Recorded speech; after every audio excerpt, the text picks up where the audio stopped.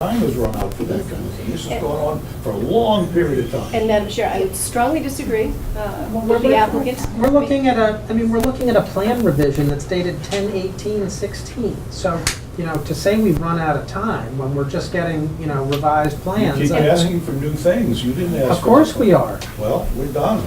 And the rules, if I may, Madam Chair, are very specific. There is a process. I think I described it last time. It is in the nature of a dance. There are certain preconditions that need to happen in order for the board to ask for this pro forma review to get to the point where there is this back and forth, and then finally, look, we want these conditions, and you say no, which renders the project uneconomic, and then the board has the right to ask for the pro forma review. It is not the case that the board has to wait until that process is at an end, and if it's at an end on the last night of the public hearing deadline, for the board to say, well, we're out of luck. Now, that is, the rules require that they cannot ask until you get to the point where you say, in response to a condition that is being proposed, that the project would be rendered uneconomic. That's the only point at which they can ask. They are not allowed to ask until No, then. they're not, but they could have asked 2 hearings ago when we had this discussion of economics, and I heard nothing about. Well, with respect, though, that, I think, was because the board listened in good faith, and I assume that the applicant was in good faith as well, that there was going to be a new effort to go back and to increase the setback, and obviously you come back with a plan this week that shows an increased setback, and now you're saying you're at an end point. You can't go, you're saying to this board, you can't go any further, that it would render the project uneconomic because it would, I assume, require you to lose at least 1 unit, perhaps 2. And so now the board appears to be saying, all right, well, if you're at an end point, the board will discuss whether it wants Well, I heard it. Alan say that, but I didn't hear the board say that. And it is up to the board. You have a question? I have a quick question as far as the closing date. My understanding is that it's 6 months from the receipt of completed application.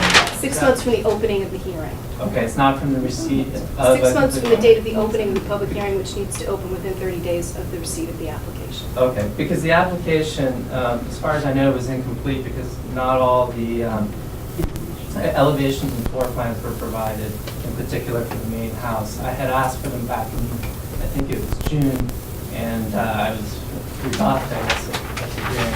And I don't know if they've been submitted since then or not.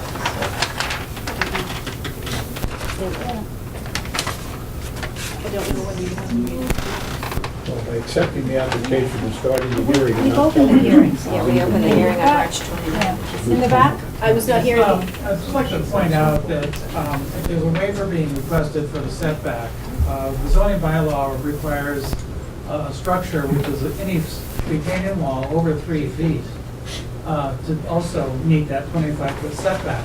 So we're not talking about 20 feet, we're talking about an 8-foot setback. The retaining No, wall that's is not not a true. structure. Yeah, as a point of clarification, the retaining wall is only considered a structure if it is above grade. In this case, since it's a cut and we're cutting on our side of the property, it's not considered a structure according to the town bylaws. And we confirmed that with the town's zoning and the building inspector as well, and we confirmed that interpretation is correct. That's been interpreted as 4 feet to every residence that I've ever submitted. He's right. No, the interpretation is that this wall in its entirety does not constitute a structure and it's not subject to the setback. So the bylaw's not that clear, because I don't view it that way, but anyway. I have a question just about the process, which I'm still trying to understand the order of events. And one of the questions I have is, if we're talking about setback, and I honestly cannot remember, I have to look at the, how many of these units don't comply. 4A and 3A. And also the East side of I 6A. can't. and 6. 6 of the 10 units don't comply. Okay, so I understand that setbacks is a local concern. When does the issue of a balancing test come into play? Well, okay, let's go back. In the event that they ask for waivers, you have a discussion with them. Okay, let's pretend Okay. they've asked for a 5-foot waiver, we say, That's when you balance. Well, okay, wait, what you do. we say no. Okay. Okay, then what happens? Before you say no. Before I say no. Before you say no, they make a presentation.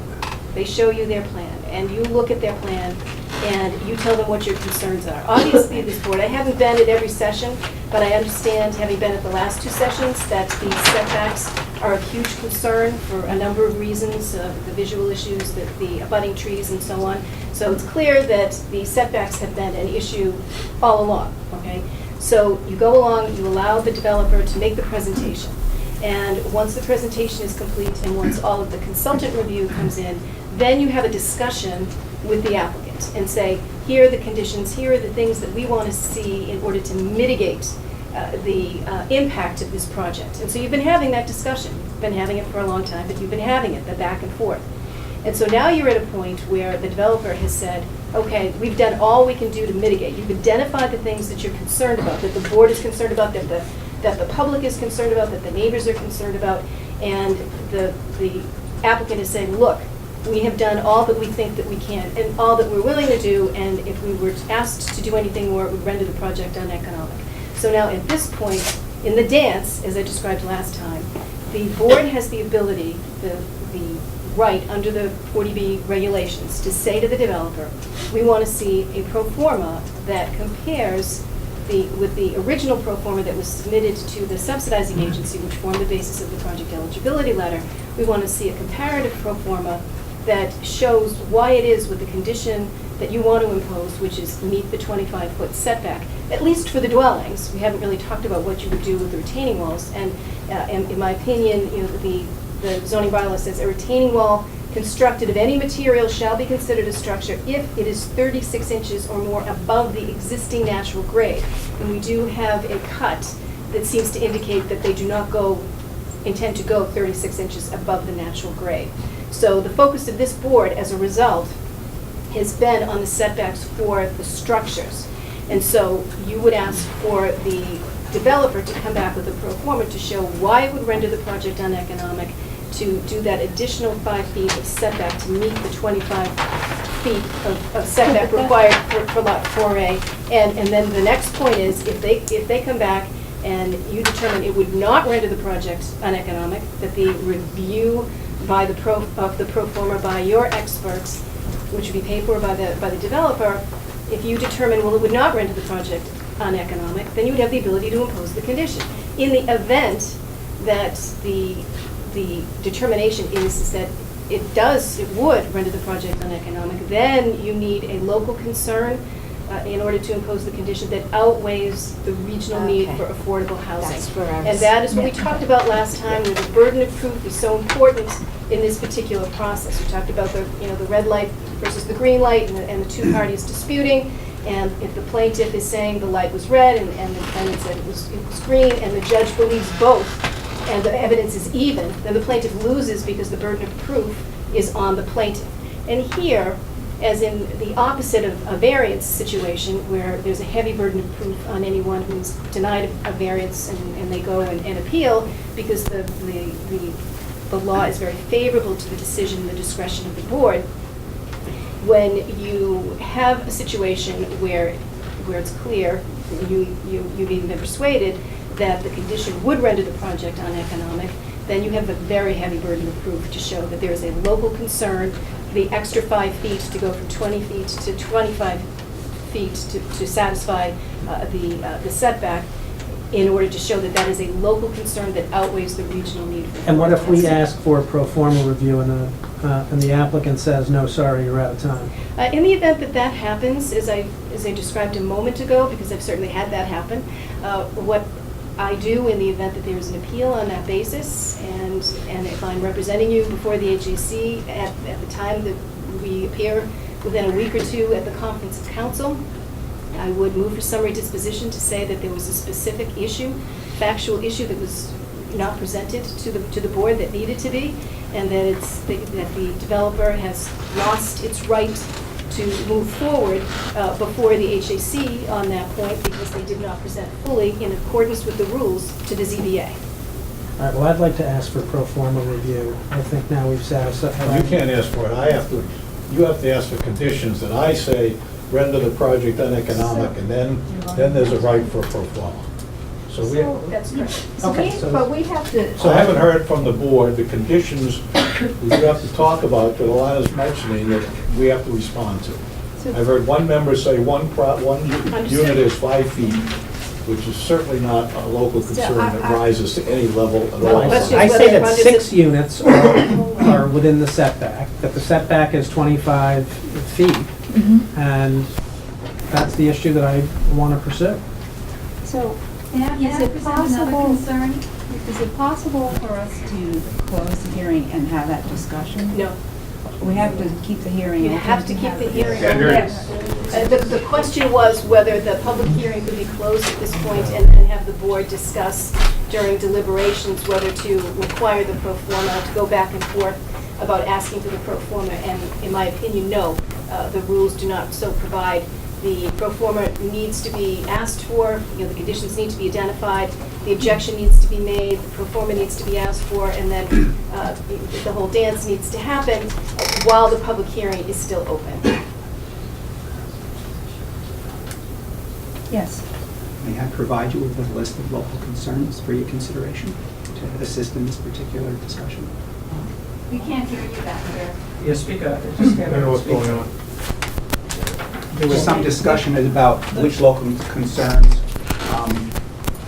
would be used in this context. And I asked if it was okay if I provided a list of local concerns for the board's consideration. Why don't you just read them? Okay. Damage to abutted trees is damage to the natural environment. Damage to abutted trees by construction activity is unlawful and illegal according to Massachusetts state law. I think we went through that last time. The project breaks the pattern of the semi-rural neighborhood and historic district.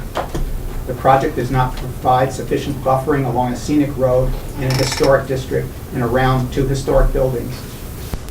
And there's unanticipated field conditions. We're concerned about the health and safety. This is such a tight project, and I think I said before, the 40B on the Winter Garden, I think it is. In about 6 years in that 40B, there was an engineering issue with the septic system, and it failed. And the engineering here, I think everyone has agreed, for the hydrology is so tight that if you look at the septic system, you're 10 feet off the property line on one side, and the other side, you're 20 feet off a structure. On the north side, I think you're 10 feet off a garage. I mean, if this is not put in to the inch during construction, and we all know, or I've been informed by people who know, that the likelihood of, in the field, when you compare plans before construction and after construction, that in fact, it's very, very difficult to be that precise in the field. So this thing's so tight. So that's a local concern. Well, I said last time, I say again now, the issue that I have with this and the issue that I have with the requested waivers is the setback. And I think we ought to do what we can to have the applicant comply with the setbacks. Yes. I just want to raise one other concern of mine. And I'm just going to read from a Mass law that says, before issuing a comprehensive permit, the town should validate the allowable acquisition value of the site against pertinent land appraisals. The allowable acquisition value should not exceed the as-is fair market value of the site under existing zoning and without the benefit of a comprehensive permit. The appraisal should be compared against the most current real estate tax assessments for the site. Any differences in value greater than 5% should be investigated and resolved. So what I'm referring to very simply is the purchase price of the property on Miriam Street for $2.1 million. And it was the zoning board's suggestion that an appraisal review be conducted, which it was, and the appraisal was found to be flawed. But I'll keep this very simple. It says right here, as is fair market value. It was sold as is, as a single-family residence. The people in this room all know that the fair market value of that property is not $2.1 million. So I have a hard time understanding why that hasn't been challenged. So you speak? Sure, I'll be happy to speak to that. It's a very important point. The rules are complicated. I believe that you're referring to the guidelines that DHCD has put together for how it determines whether a project will be given a project eligibility letter. a determination that has to be made as a threshold matter in order for anyone to bring forward an application for a 40B and have it considered. Once a project eligibility letter is issued, then it is conclusive upon the ZBA with respect to conformance with the basic eligibility requirements, including the ones that you just mentioned. There is no right of direct appeal at the project eligibility stage to a court to try to overturn or reverse a project eligibility determination. It certainly has been tried before. You're not the first one to raise it. Back in 2007, an appellate court in a Marion case said, no, the project eligibility letter is not a final determination, it's not a final adjudication that can be directly appealed. And so, more recently in 2015, the appeals court again ruled that is good law, and that a project eligibility letter determination, including the appraisal issue, cannot be directly appealed at this stage. Now, that does not mean that people can't communicate to the subsidizing agency, in this case DHCD, and say, here are our concerns about how the appraisal was done, how it was performed. I understand that the neighbors even went out and got an independent appraisal and wrote to DHCD and said, I thought it was DHCD, Mass Housing, I apologize, to the subsidizing agency and said, look, we think that the guidelines which you were referring to, the DHCD put together, were not satisfied. You didn't satisfy your own rules to make sure that the appraisal was appropriate and showed the real, true, fair market value. And so the subsidizing agency did look at it and issued a new letter, reconsidered, and said, look, we went back to our independent appraiser, Mr. Curley, who was an independent person who was hired by the subsidizing agency to do the appraisal that was considered when the pro forma was reviewed by the subsidizing agency. And what the subsidizing agency said was, we looked at it all again, we talked to our appraiser, and we've determined that we are going to stand with our determination that the project eligibility letter properly issued. We don't have, the issues that you have with respect to how the appraisal was done. And I understand that there likely is a new letter going to the subsidizing agency as we speak, asking that an independent appraisal be performed by the subsidizing agency rather than just rely upon the original one, because there questions are being raised about that. So it is always possible to ask the subsidizing agency to review again. What is not possible to do is to take a direct appeal, a court appeal of the project eligibility letter to try to reverse it. It is within the discretion, in other words, of the subsidizing agency to issue the project eligibility letter, whether you agree with it, whether we all agree with it, whether we think that the guidelines were satisfied or not. Then the next question is, well, is there ever a way or a time to challenge that appraisal?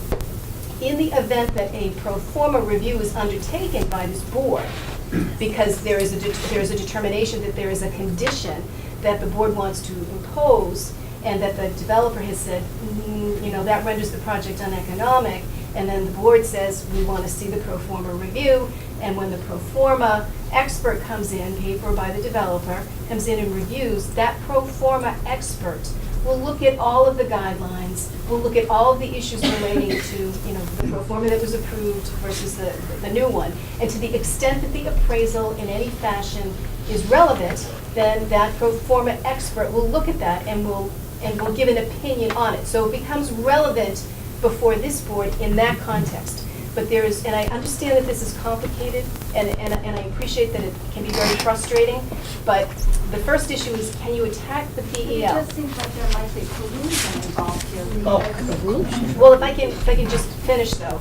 So then they go through this process with the pro forma, and then in the event that the condition is imposed, and then there is an appeal by the applicant to the HAC on the grounds that, yes, nevertheless, it renders the project uneconomic, then again, all of those issues with regard to the financing will be before the HAC, because the rules certainly provide. But just for my sake, the property as is, would you agree, would you confirm that it is a single-family property, it was purchased as is, as a single-family property? It hasn't been You say purchased yes or yet. no. There's The a appraisal, P&S. the appraisal is based upon specific guidelines that appraisers use with I respect. happen to be a fine arts appraiser. I understand the rules of doing an appraisal. Yes, It's a that's credible the opinion and value.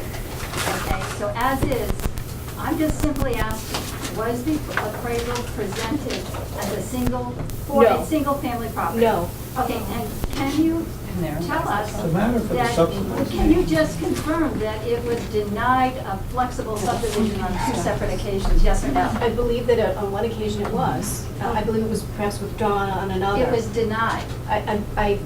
I was not at either event, but I understood that there was a withdrawal Could the planning board on please one confirm occasion. whether or not it was It's But denied? the It's point not is, before us. the point is, It is the point not is before that. us. That is the point. But the It point is is, not. the point is that It's not before us. the subsidizing agency has relied upon the appraisal that it has. But they're appraising something that doesn't exist, they're appraising it as if But they have relied, they are relying, they have given the project eligibility letter. And so this board must proceed, must treat the project eligibility letter as conclusive evidence that the threshold requirement for the applicant to be here has been satisfied. But that does not mean that in the event that there is a pro forma analysis, that the pro forma expert. I'm still lost, because as is means as is.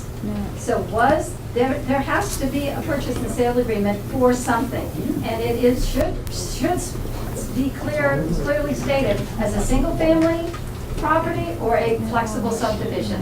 Elena, can we just say that this issue has been resolved and It's been asked informally of the subsidizing agency, and the subsidizing agency was made aware of the issue with regard to the planning board's decision. And the independent appraiser, Mr. Curley, I believe he responded that, he was aware of the back and forth, and he nevertheless made a determination in his appraisal, as I understand it, that he felt that it was more probable than not that there would be a way to come back to the planning board and get the relief that was After it was denied requested. 2 separate times. Yes, He that never was. acknowledged the that makes no denial. It's not just to let you know. it's, Well, it So, was in but it was in the PEL though.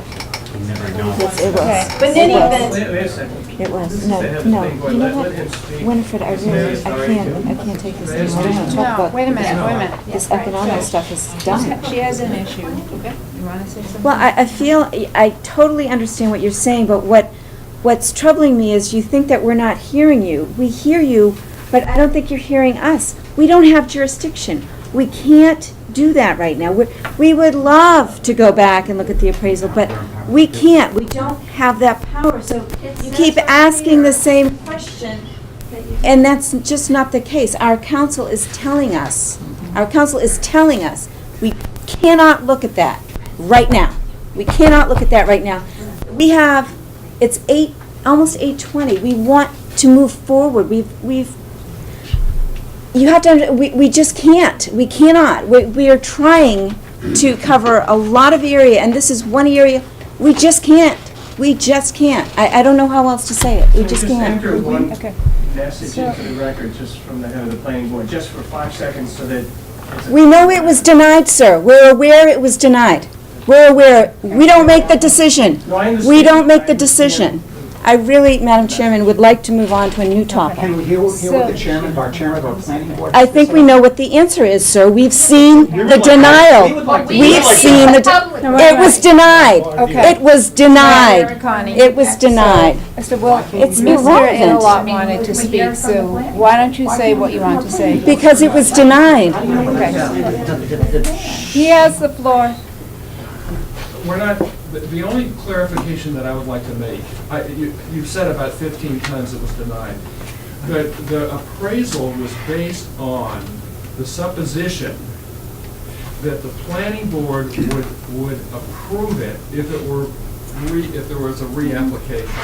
I just wanted to say that the planning board has actually written to the state saying that that is not the case. That it is not, that assumption we consider to be not a correct assumption. And we have also obtained an opinion from town council that that was an unfair assumption in the appraisal. I just wanted to get that straight. that that's the planning board's position, that we don't agree with that conclusion of the person who wrote the appraisal. Yep. That's all. And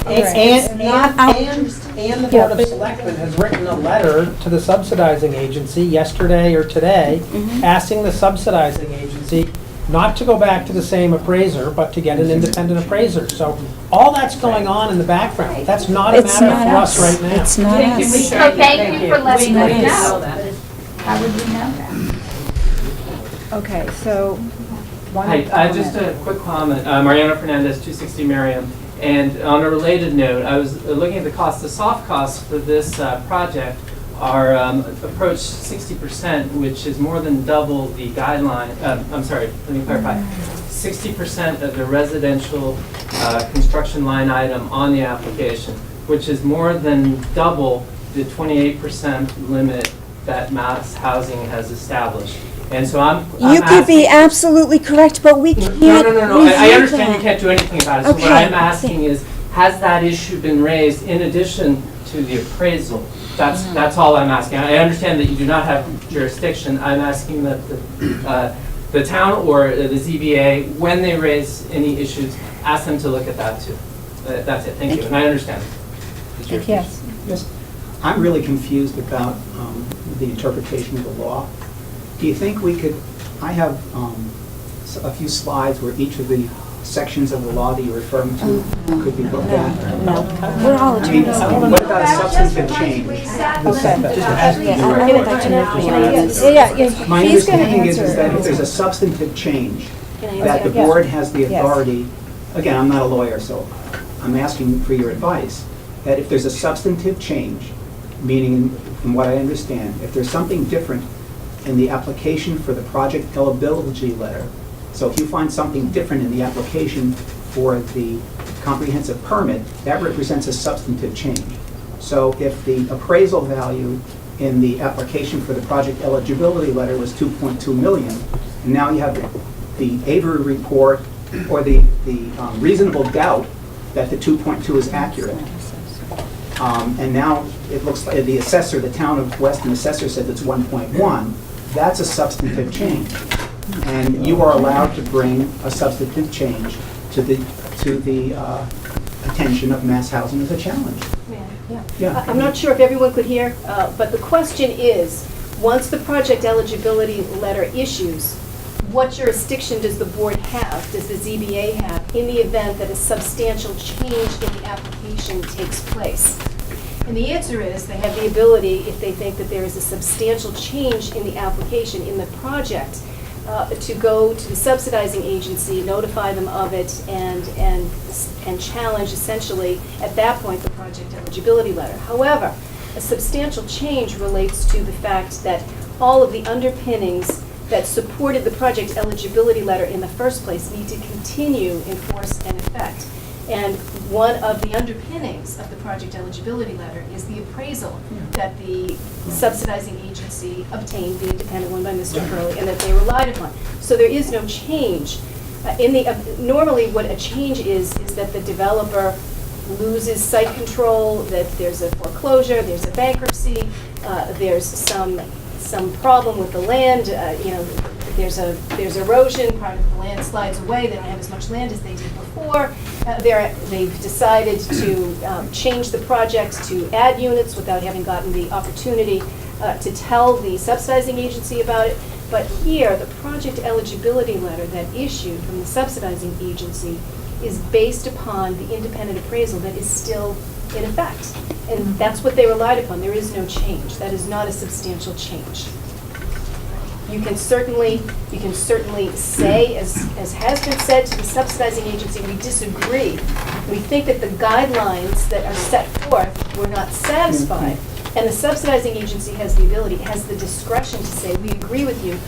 And they have the discretion to say, we disagree, and we're going to go ahead and not revoke the project eligibility letter. Because as I explained, the project eligibility letter cannot be directly challenged. You can ask informally for the subsidizing agency to reconsider, but you don't have the ability to challenge it directly in court. Instead, this board has an obligation, once the project eligibility letter issues, to treat it as conclusive and to move forward with the process and conduct the hearing as required under the rules. And so while I understand that there is a grave concern about the way that the appraisal was done, the subsidizing agency to date has said that it is standing pat on the appraisal that it rested the project eligibility letter on in the first place. So there is no change. All the evidence that they had in the beginning is the same evidence that they're relying upon now. Eileen, can I Yes. ask a question? I Sure. want to shift, if I may. Let's pretend that we go through the conditions with the applicant and we cannot get past this 5-foot setback, or 20 to 25 feet. And so You make a determination as to whether, as a board, you feel that it is a substantial concern, Well- that you want, that as a board, you want the extra, to ask for the extra 5 feet. And if you do, whether you want to, press for the pro forma review. Well, don't we also have the option of just denying that setback request?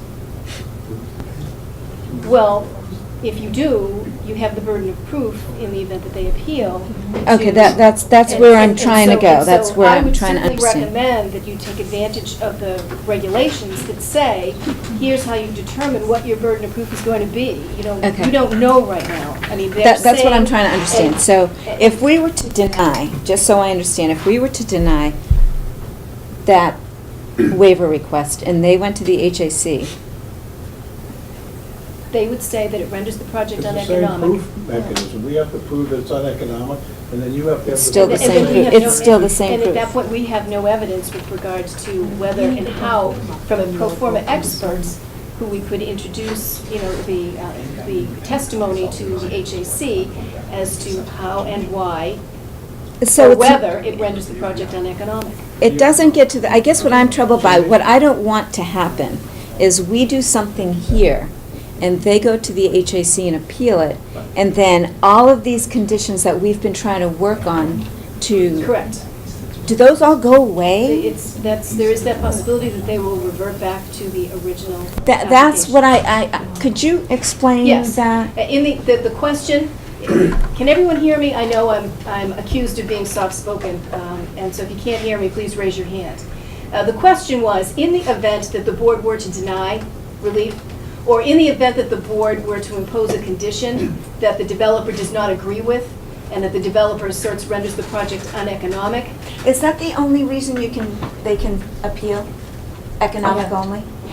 Well, because yes, if you Well, deny. we can appeal if you impose if you- conditions if that you- are not within your power to impose. Right, yes, if you were to say, Yeah, Amesbury says you can't do certain things, and you say you want to do them. but Okay. that's not an issue. That has Okay, an no, issue here. no, I mean, but that's my question. So the only way that they can go to the HAC and say, we don't like this condition, it's not just, we don't like this condition, it has to It's be. that it renders the it renders- project okay. uneconomic, or, as Okay. Mr. Engler just said, he is correct, that it was a condition that was not within your power. Okay, well, that's not here right now. Okay. Let's just We're not focus- talking about that. Yes. We're talking about a very specific bylaw that they've asked for a waiver from. So it's clearly within your jurisdiction and clearly within the jurisdiction under 40B.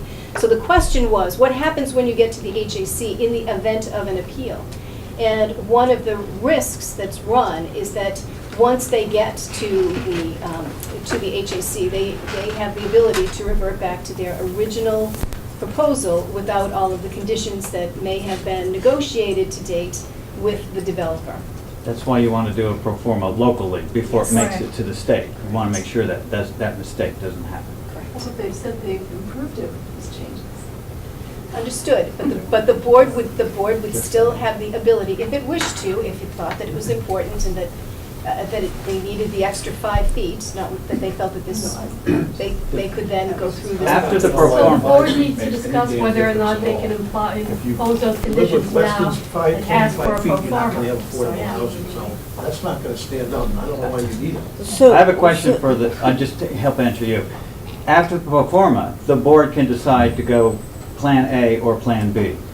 You right. have evidence then as to. So you can decide, go with the 10 units as it is today, or go with it as specified by the conditions.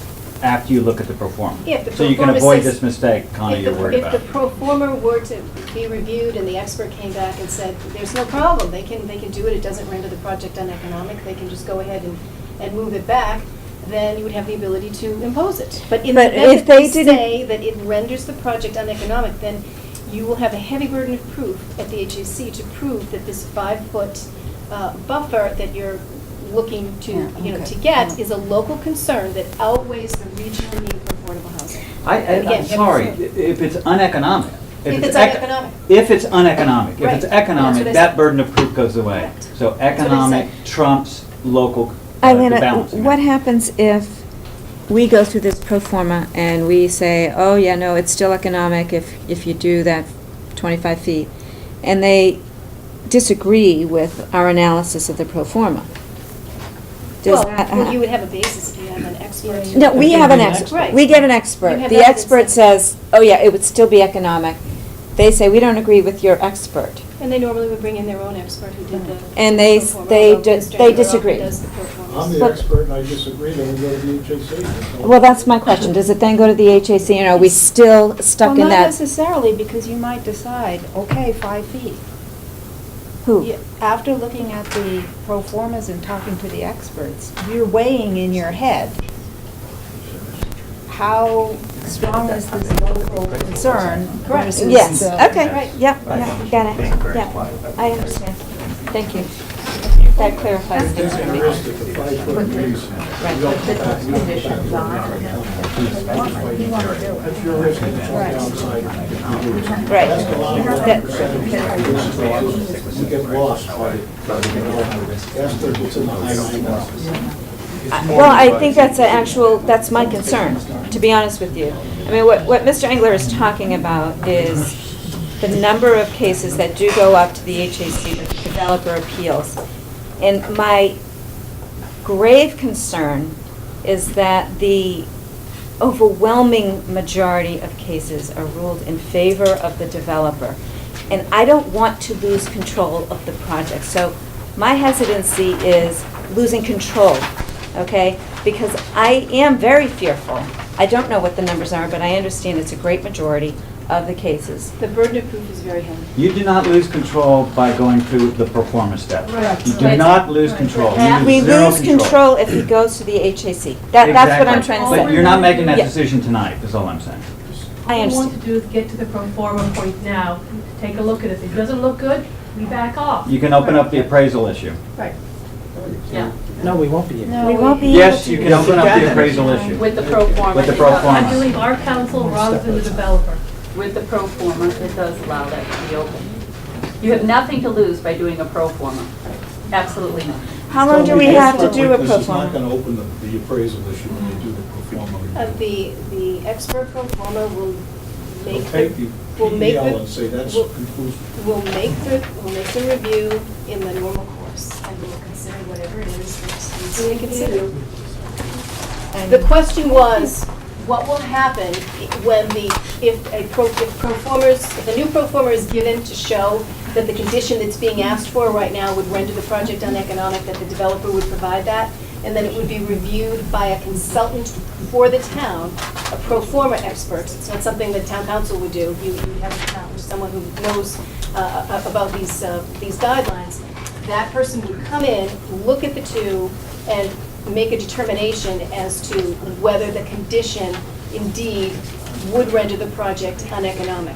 And Mr. Engler, the developer, is saying, well, the pro forma expert has to rely upon the original appraisal, has to rely upon the project eligibility letter as conclusive. And that will be a question that certainly you would ask of the pro forma expert in comparing one with the other, because the rules do provide under subsection D that you can look at the underpinnings of the financials. And so, to the extent that it's relevant, the pro forma expert may look at it. I can't tell you whether they would or they wouldn't, but if they found that it was relevant, then they would, and then they would tell you whether there is an issue or not. And that question that I had, let's say we ask for this condition that we don't want to waive the 5 feet. and they say, well, that will render it uneconomic, and we say, okay, we want a pro forma, or A pro forma. however, Yes, whoever asks. Yes. How long do we have to do that? Well, you would need an extension of time for conducting the public hearing from the applicant. What if he doesn't want to give it? That's, Well, again, that's where I'm stuck. As I said, in the event that that happens, if they refuse to give the pro forma, after you say, here are the conditions we want, we're at an end process, you're at an end process finally after all this time, to say, they are at an end result of, they say there's as far as they can go. This is the point at which the rules give you the right to ask for this pro forma dance now to occur. And so to say that you are foreclosed from exercising your right under the rules because it took this long to get to this point, in my opinion, that's not correct. And so I've had this happen one other time, and there was an appeal, and it happens to be the same, developer that you have before you this evening. What was that? I don't remember. It was Norton. What? It was Island Brook. You refused to Island give the, Brook. you refused to give the pro forma. And so, at the opening of, what happens at the HAC, is that within a week, or even a few days, even the same day that they get it, they send out a notice saying, we're gonna have a conference of council within the next week or 2 weeks. That And so- quickly? That quickly, Okay. very quick.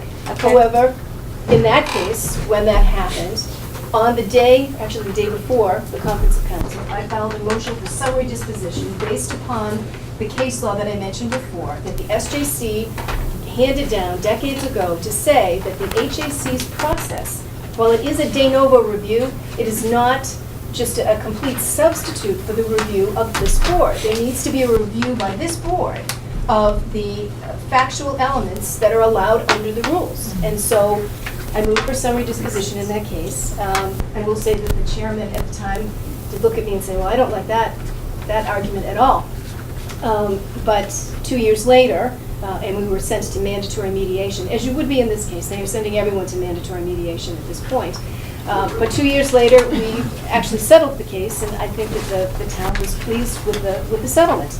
So, we never got a response to that motion for summary disposition. Yeah, that's her point of view. We have a lawyer at Houston, we'll take a different point of view. We'll be arguing about whether that's the case or not. So I would like a 10-minute recess so we can talk here about whether we can give you the extension to do the pro forma or not. And I would like you to tell me the conditions you're interested in, not one condition, but the things that we have to put a dollar sign to. So I don't know what they are because you have not put them in my lap yet. Well, that's the other question. When there's a pro forma review, It needs to be of specific conditions that you are I have to asking do a pro for. forma based on what you tell me you Very want. that's my question. So in the draft, we have, I don't know how many conditions there are. Is there a number that gets assigned to these so that? No, you have in the draft, you have a 10-unit draft. It doesn't say change the plans or set back or anything. You as a board have to just talk about that and tell me what you want us to do so I can put numbers to it. I see. It has to be a majority vote, I haven't heard that. So we can't do anything until you talk about that. Is it, so my question, is it a majority vote? No. Yes, majority vote. But we're three. Majority Even though vote. it's a Yeah. 2 out of 3. Majority vote. The Well, only even though- thing that this ZBA does by majority vote is a 40B. The 40B passes by majority vote, not by the supermajority vote. The only other thing that any ZBA does by majority vote in some towns is a Section 6 determination, but most of them do that by special permit as well. So, hold on, but we're sitting as 3 out of 6, so it's the majority of those sitting? You have 3 full-time members, Right. so you're a 3-member board. Okay. So it's 2 out of the 3. Okay. You have 3 alternates is what you're. Yes, so yes, it's- thank you, yeah, okay. Got it. He's asking for a 10-minute recess. Could everyone hear that? Did everyone understand? No. We'll go out, you guys talk, we'll come back The in. question Well, we can't was, talk We can't talk what without is the you. quantum Go, of you vote? go, ahead. do your thing. I want to read this. Okay. This is not actually. Could I ask a point of order, please? Winifred? Yeah. The list of conditions, are we going to get a chance to review that? Because this was just authored on the 18th, is my understanding, for the first time. So some of us may have I looked haven't through looked this, at and I them. do have a few questions We- on the conditions. We haven't discussed them at all. Good, and I don't I want to haven't get looked out at of them. sequence. I Okay. want to make sure that all of a sudden it doesn't get voted on. I don't have a chance to Yes. Thank you. So, Madam Chair, the issue, as I understand it, is that one member of the board has raised an issue with respect to the 25-foot setback, which impacts potentially 6 of the 10 lots. Units. Yes. 10 units, I'm sorry, 6 on the east, and then 3A and 4A, and I think it's the 3, the bottom on the wooded area, and I'm not sure Madam what the Chair. other ones are. It's more than the 25-foot setback, though, if you're talking about bringing them all into compliance as a front setback Yes. issue that's much Right. more significant than 5 feet. Unit 7C Yep, is 7C, located in yeah. the street setback. Yeah, 45-foot setback, it has 45 feet, yeah. That's more like a 15-foot What is the setback? variance. Why don't you tell us to meet all the setbacks?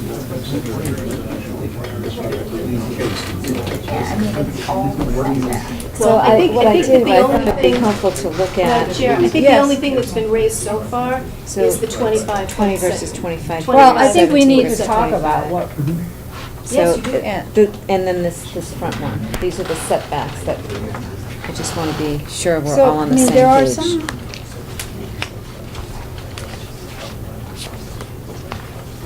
I'm not clear, like, when he wants conditions, there's some conditions.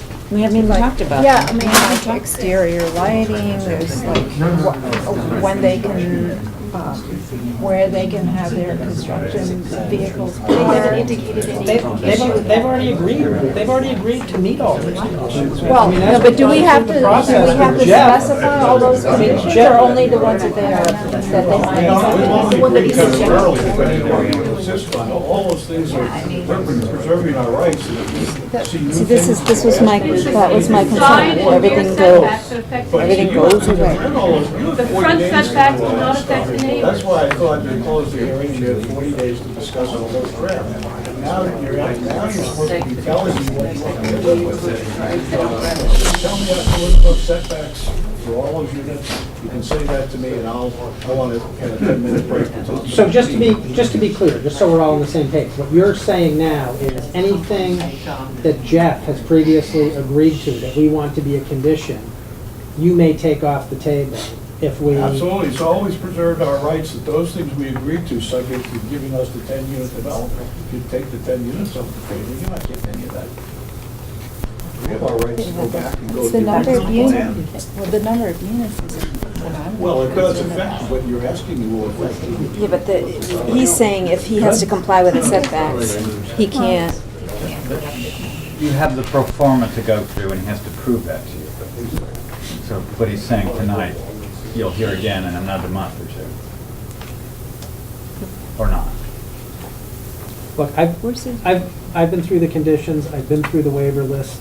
The issue that I've been hung up on, and I'm still hung up on, is the setbacks. Those are the ones where I think we have a valid local concern, not to do the balancing test tonight, but that's where I think we have a valid local concern. Those are the ones that bother me. The other ones, they've agreed to, and my guess is they'll agree to in order to go forward, whether the pro forma takes a month or 2 months or whatever, and we'll work those out with them.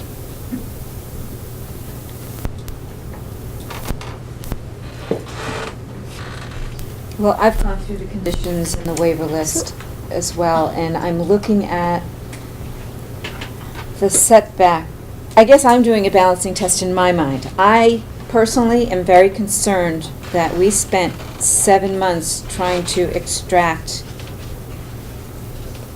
trees, buffers, setbacks, the wall, in such a way to try to protect this neighborhood. And I, for one, am very concerned that 5 feet, I don't know how the HAC is going to look at something like that. I just don't want everything to go away. That's where I'm stuck. I'm afraid that we're going to lose this. That's not an We're- issue for we're tonight. rolling the It's not an dice. issue. You're It's not not an way issue. down the road. You're not at the fork in that road. No. If you ask for a pro forma, that does not put this plan in jeopardy. I don't know why requesting a pro forma is so difficult. It doesn't put this plan in jeopardy. It's worth knowing how much it costs to bring everything together. Could you explain? I think I have, I think they. Yeah. And they satisfy the preconditions. As of tonight. What? The gentleman in the front row said, well, that the preconditions to, have been satisfied to ask for the pro forma, and my response was, yes, as of tonight, I have that for the first time. And you also agree that requesting a pro forma does not put all the work we have done for the last 7 months in jeopardy? Well, what I would say, Madam Chair, to that is that I think you need to identify what it is you want to ask of the developer to do the pro forma about, and then the developer will come back and indicate whether what their response is, and then we will know better, where they're coming from. I want to ask about Okay. the setbacks. All I right, have which been unable to identify another issue that I think I agree with that. is so valid that we can Right. press the point on it. Well, because most of the other issues have been resolved. Exactly. And you're talking about the side setback, the 25-foot side setback? Well, there's But also there's here, I've identified, these. I've written them down if you want to take a look. So, That's what they are right now. So these are just the side setbacks? Yes. well, also on the this front 6 one. units. In the This front. front one. And a front setback. But that front one, I think They have is- 45 feet. He's saying they don't feel bad.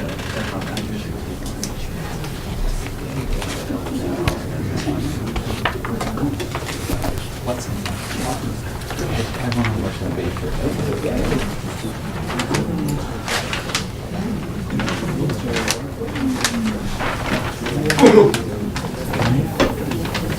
Can I ask you a question? A 7C, it's a 45-foot front setback where 65 is required. Throughout, or just up here? That's why I think you might want to. The thing is, like, if they had All right, we're going to reconvene in 10 minutes. okay.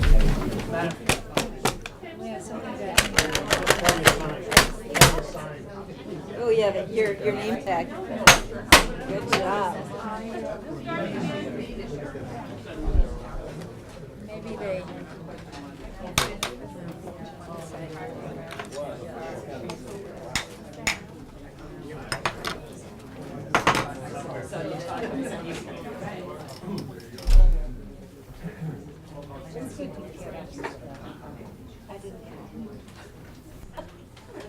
All right. Do you want to hear from our experts? Or do you wanna Well, I talk think we about- should deal with, can we just, since Nelson is here, I thought it would be good to finish that issue and then we can. And then we can talk about... Yeah, okay. Just to, since he's here. All right, to do that. Mr. Hammer, Yes. we would just like you to comment on the tree situation. I can't hear you either. Would you please comment on the tree situation? Yes. Madam Chairman, I sent a letter to the board on the 14th of October and sent another letter clarifying that on the 18th. I'd like your permission to read that letter, if I could. Just let me know if you can't hear me. The comments I made during the 9/26/16 ZBA hearing were in response to the most recent plan the applicant had presented prior to that date, plan dated 8/31/16. Those comments stated my concern that the damage to existing trees on a butter's property would occur if the plan were to be constructed as designed. It is worth noting that, and all other concerns that I had previously addressed in memos to the board had been resolved to my satisfaction because the applicant had made revisions to the planting plan in response to my concerns. The applicant's landscape architect